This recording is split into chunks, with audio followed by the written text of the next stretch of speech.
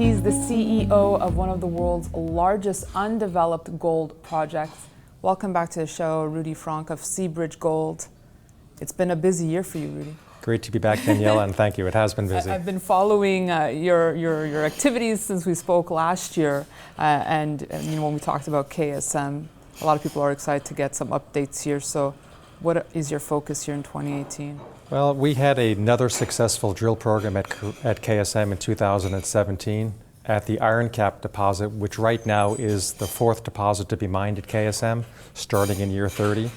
We had a drill program last year that added over 14 million ounces of gold and 7 billion pounds of copper to resources at grades that are significantly higher than our reserves. Yeah, so let's recap some of those numbers because it's the world's largest undeveloped gold project. What are the numbers? Are just staggering here.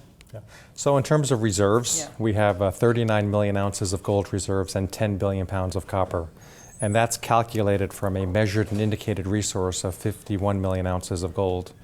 But if you look at our total resources at KSM, we have another 48 million ounces of resources in the inferred category that are not yet part of our reserves. So in the aggregate, it's a lot of gold and a lot of copper. Second, probably only to Pebble in terms of mineral inventory, but first in terms of gold reserves on the planet. Now, last year when we spoke, you mentioned you were looking for a partner. Are you still in the process? We are, very much so. This past year has probably been the most active we've ever seen as a result, I think, of the majors finally cleaning up their balance sheets in terms of reducing debt, higher metal prices, both in terms of gold and copper, and also the need of the big guys to find new big projects to build. In fact, we have turned down 2 proposals over the past year. Our focus on a joint venture is to find a partner that has the technical, the financial, and the social skills to build KSM on deal terms that we can accept. And what we're looking for is a partner where we maintain a meaningful interest in the project while trying to minimize our exposure to the capital to build the mine. So you've said you've turned down 2 proposals. Are companies just knocking on your door here? Do you have a short list? Are you turning people away every second? Yeah. What's it looking like? Are people knocking at our door? Yes, they are. But to be perfectly honest, when we look at the universe of potential partners, there's maybe 7 companies that we would check the box as a potential partner. They need to be able to access a lot of capital to build this mine. They need to build a big mine. They need a strong balance sheet. And they also need good social license. Are you giving yourself a deadline, like we need to have a partner by this date, or is it really just whenever the time comes and we find the right fit? Our view is we only get to do this once. Setting deadlines can backfire.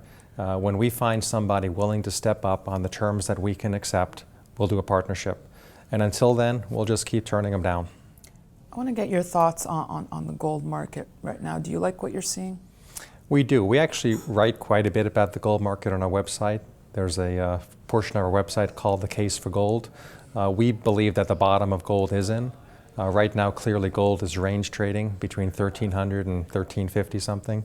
Our view is that when gold breaks through that 1,370 number, that we'll see a significantly move higher very quickly. And the other interesting aspect is not just the gold price itself, it's the relative value of gold stocks compared to the price of gold.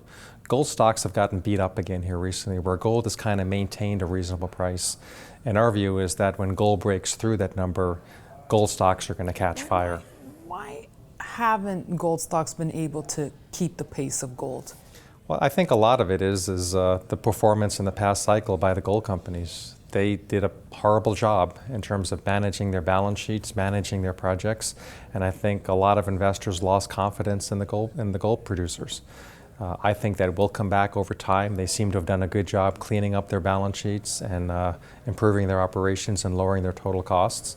And right now, let's face it, gold stocks are competing against other equities and cryptocurrencies and all those other things. And I think until we actually show that gold has broken out of this multi-year trading range, going above 1,370, it's going to be tough for gold stocks to get any kind of traction. So not in a bull market yet? No, but I think the bottom is in. Rudi Fronk, best of luck, continued success. Thank you very much. We'll talk soon. And thank you for watching. We'll have more for you from Gold Stock Analyst Day here in Florida.